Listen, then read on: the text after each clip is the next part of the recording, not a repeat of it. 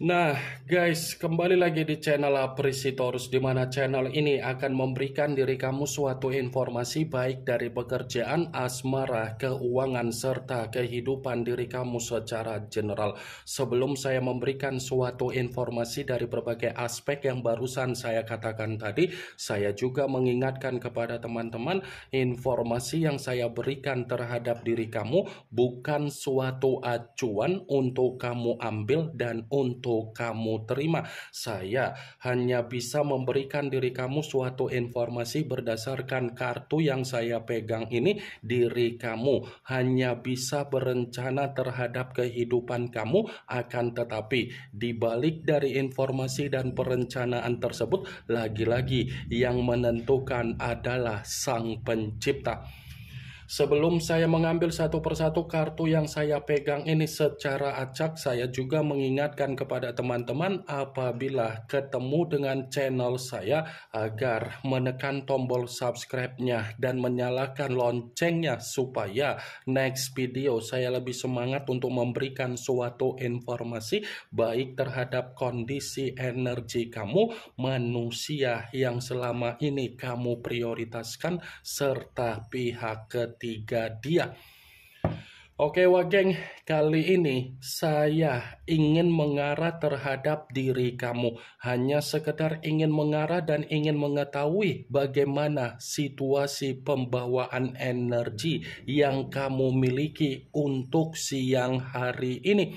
Situasi apa yang ingin disampaikan oleh kartu yang saya pegang ini? Apakah ada gambaran yang bersifat positif atau memang justru kebalikannya? Kita langsung saja. Saya akan mengambil beberapa kartu, di mana kartu yang akan saya ambil nanti bisa saja bersifat resonate, bisa saja tidak bersifat resonate. Semuanya saya kembalikan terhadap pola pemikiran kamu, semuanya saya kembalikan terhadap situasi energi yang kamu miliki untuk saat ini.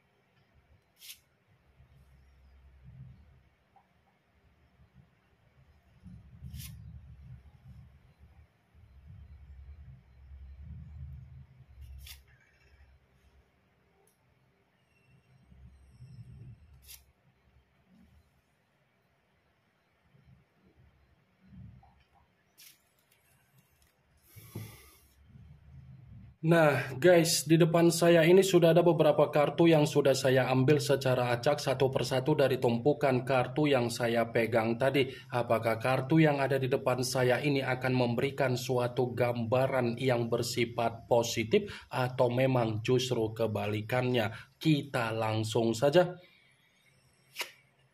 Muncul kartu ini. Sekali lagi saya mengatakan muncul kartu yang saya pegang ini, di mana kemunculan kartu yang saya pegang ini seperti memberikan suatu isyarat atau gambaran, tetapi gambaran yang ingin saya sampaikan terhadap diri kamu, saya kembali untuk meminta tolong dan mengingatkan diri kamu apa yang menjadi kebiasaan buruk yang pernah kamu lakukan di masa lalu.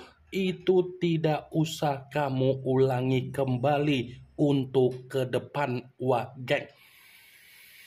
Saya hanya sekedar mengingatkan diri kamu, kalau kamu masih saja mengulangi apa yang menjadi kebiasaan buruk kamu untuk ke depan, kamulah yang akan menerima apa yang menjadi resiko kamu sendiri. Kamulah yang akan menerima apa yang menjadi penyesalan kamu sendiri, dan kamulah yang akan menerima bagaimana kondisi pemikiran kamu yang bersifat buntu, penuh kebingungan, dan bersifat tidak ada kestabilan, geng.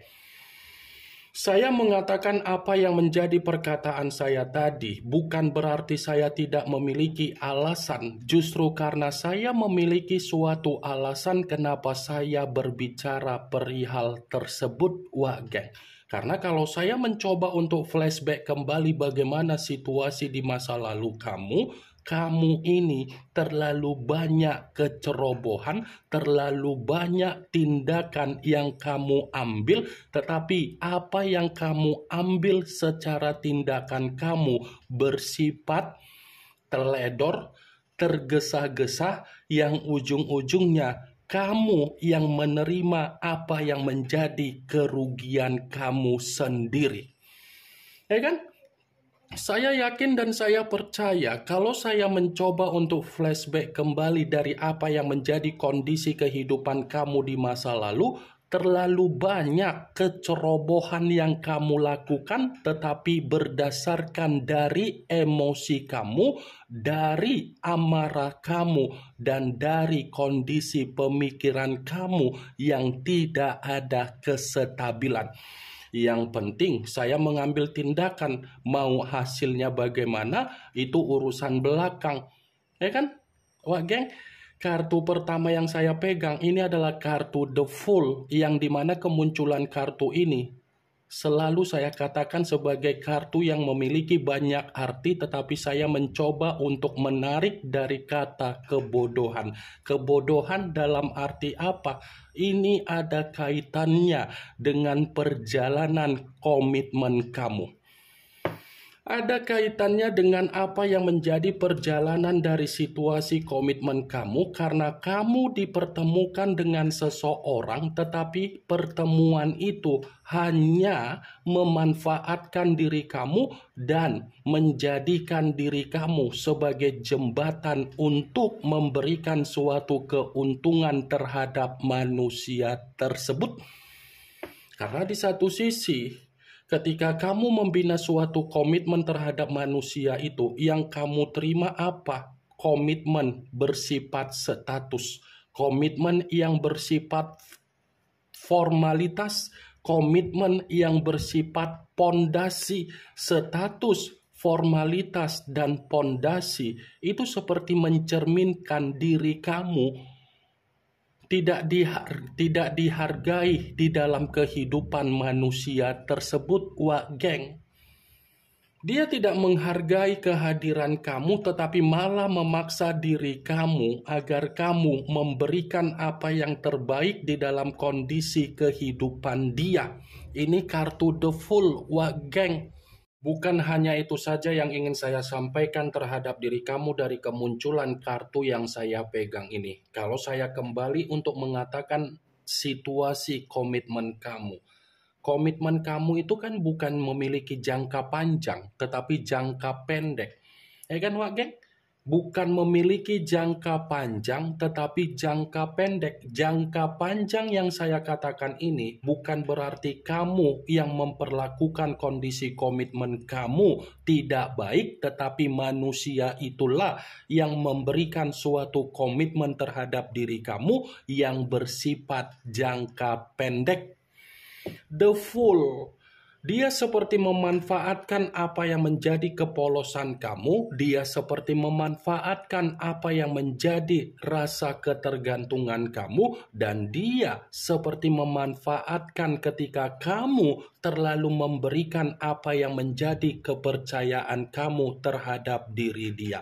Kalau kamu memperhatikan bagaimana situasi komitmen kamu ketika kamu dipertemukan terhadap manusia tersebut, pasti kondisi batin dan mental kamu lebih banyak memikul apa yang menjadi tekanan kamu sendiri secara beban daripada manusia itu menerima suatu tekanan secara batin atau mental. Kartu The Fool, kartu pertama, wah geng. Kartu ini pun seperti mencoba untuk mengingatkan diri kamu, jangan terlalu larut dengan apa yang menjadi beban yang sedang kamu pikul, karena di balik dari beban yang sedang kamu pikul, masih ada awal baru, masih ada kebahagiaan baru, dan masih ada kehidupan baru yang akan kamu terima, wah geng. Muncul kartu Ten of Swords, yang dimana kemunculan kartu ini berbicara secara pedang, tetapi pedang tersebut terdiri dari 10 pedang. Kalau seandainya saya mencoba untuk menarik satu pedang dari ke-10 pedang tersebut, pedang yang saya tarik ini ada kaitannya dengan kemunculan kartu pertama, tetapi kembali untuk berbicara dari situasi komitmen kamu. Kenapa saya mengatakan hal tersebut? Di satu sisi, kamu hanya dijadikan sebagai jembatan. Di sisi lain, kamu dipertemukan dengan orang yang memiliki karakter yang bersifat NPD. NPD dalam arti apa? Kamu yang tersakiti, kamu yang dihianati, kamu yang dimanfaatkan, kamu yang dicurangi. Tetapi manusia itu bisa memutarbalikan situasi tersebut seakan-akan dia yang dimanfaatkan, dia yang tersakiti, dia yang dicurangi, dan dia yang diperlakukan secara tidak wajar. Ini Ten of Swords. Manusia itu yang sudah benar-benar menghadirkan pihak ketiga di dalam situasi komitmen yang pernah kamu lakukan, tetapi dia bisa menggiring opini seakan-akan kamu yang menghadirkan pihak ketiga. Manusia itu yang sudah memperlakukan diri kamu secara tidak wajar, tetapi dia bisa memutarbalikan dan menggiring opini agar orang lain yang menilai diri kamulah yang memperlakukan manusia itu secara tidak wajar. Muncul kartu Three of Swords, yang dimana kemunculan kartu ini masih kembali berbicara secara pedang, tetapi pedang tersebut terdiri dari 3 pedang. Kalau seandainya saya mencoba untuk menarik satu pedang dari ketiga pedang tersebut, pedang yang saya katakan ini, coba kamu perhatikan bagaimana situasi gambarnya, wah geng. Coba kamu perhatikan bagaimana situasi gambar di dalam kartu tersebut. Coba, satu hati ditusuk oleh 3 pedang. Hati yang ditusuk ini menggambarkan bagaimana perasaan kamu ketika kamu terlalu banyak kesedihan yang dia berikan terhadap diri kamu. Ya kan? Terlalu banyak kan kesedihan, tangisan, kekecewaan, kekacaubalauan, penyesalan, duka. Itu kan yang selama ini kamu simpan di dalam perasaan kamu.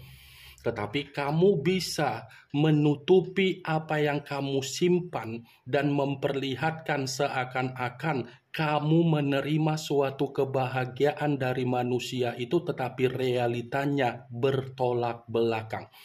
Bukan hanya itu saja, di satu sisi hubungan kamu pun banyak orang yang ikut campur, terutama dari keluarga dari manusia tersebut. Saya yakin dan saya percaya keluarga dari manusia itu selalu mencoba untuk ikut campur di dalam kondisi komitmen kamu agar komitmen kamu bersifat runtuh total.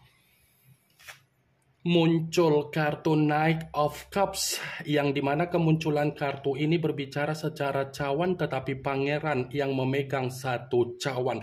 Kalau seandainya saya mencoba untuk menarik dari kata cawan, cawan yang saya tarik ini pun seperti mendukung dari ketiga kartu yang sebelumnya. Mendukung dalam arti apa? Ternyata orang yang dipertemukan terhadap diri kamu tidak cukup satu komitmen, wah geng. Sekalipun manusia itu sudah ada suatu ikatan terhadap diri kamu, belum tentu ikatan yang dia lakukan terhadap diri kamu membuat manusia itu tidak menikmati apa yang menjadi kebebasan dia di luaran sana. Di belakang kamu manusia itu masih suka tebar-tebar pesona. Di belakang kamu manusia itu masih suka memberikan suatu harapan terhadap orang lain. Di belakang kamu manusia itu masih menikmati apa yang menjadi sisi berpetualang dia. Muncul kartu Nine of Swords yang dimana kemunculan kartu ini berbicara secara pedang kembali, tetapi pedang tersebut terdiri dari 9 pedang. Kalau seandainya saya mencoba untuk menarik satu pedang dari ke-9 pedang tersebut, pedang yang saya tarik ini, coba kamu perhatikan bagaimana situasi gambarnya. Coba kamu perhatikan bagaimana situasi gambar di dalam kartu tersebut. Seakan-akan gambar di dalam kartu tersebut ini cukup jelas mengatakan ada penyesalan kan diri kamu ketika dipertemukan terhadap manusia itu. Saya yakin dan saya percaya seperti ada penyesalan dan ada sisi trauma atau pengalaman yang bersifat sangat buruk ketika kamu dipertemukan terhadap manusia tersebut. Wajar kalau diri kamu ini menyimpan apa yang menjadi situasi penyesalan kamu, karena memang manusia itu hanya bisa memberikan diri kamu suatu kesetresan, hanya bisa memberikan diri kamu situasi kedepresian, hanya bisa memberikan diri kamu situasi komitmen yang sama sekali tidak menjamin diri kamu ada ketenangan. Muncul kartu Seven of Wands yang dimana kemunculan kartu ini berbicara secara tongkat, tetapi tongkat tersebut terdiri dari 7 tongkat. Kalau seandainya saya mencoba untuk menarik satu tongkat dari ke-7 tongkat tersebut, tongkat yang saya tarik ini lagi-lagi seperti masih mengatakan dari situasi komitmen kamu. Kartu ini masih mengatakan dari situasi komitmen kamu. Kenapa? Pembawaan energi kamu seperti orang yang bersifat frustasi terhadap manusia itu. Ini pembawaan energi kamu memang benar-benar sangat frustasi karena diri kamu ini memikul apa yang menjadi tanggung jawab dari komitmen kamu. Lantas manusia itu ngapain geng kalau diri kamu yang memikul semua tanggung jawab, berleha-leha manusia itu? Berarti dengan kata lain kamu hanya dijadikan sebagai opsi untuk memberikan apa yang menjadi kebahagiaan dia, tetapi dia tidak memberikan apa yang menjadi feedback dari imajinasi kamu.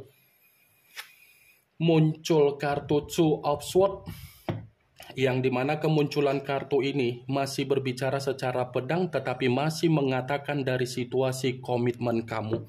Karena di satu sisi pembawaan energi kamu bukan hanya bersifat seperti orang yang kelelahan dan seperti orang yang bersifat frustasi, tetapi pemikiran kamu pun seperti orang yang bersifat buntu total ketika membina suatu komitmen terhadap manusia itu. Muncul kartu The Hangman yang dimana kemunculan kartu ini kondisi kepala di bawah tetapi kaki di atas. Kepala dalam arti apa? Semenjak diri kamu menjalankan komitmen terhadap manusia itu, harga diri kamu seperti sangat direndahkan. Ya kan? Di satu sisi kamu mengalah, di sisi lain manusia itu terlalu sombong. Di satu sisi kamu selalu mengikuti apa yang menjadi permintaan dia, tetapi di sisi lain manusia itu sangat serakah. Ini yang bisa saya berikan informasinya terhadap diri kamu dari berbagai kartu yang saya pegang ini. Yang positif ambil, yang negatif buang. Sekian dulu informasinya. Salam kartu tarot, salam zodiak.